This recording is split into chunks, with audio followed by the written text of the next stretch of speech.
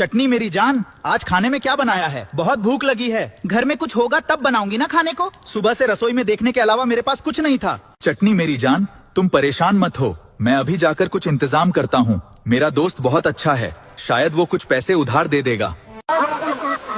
Cola मेरे भाई, कुछ पैसे उधार दे दे, घर में राशन नहीं है। चटनी सुबह से भूखी है। बस इतनी सी बात।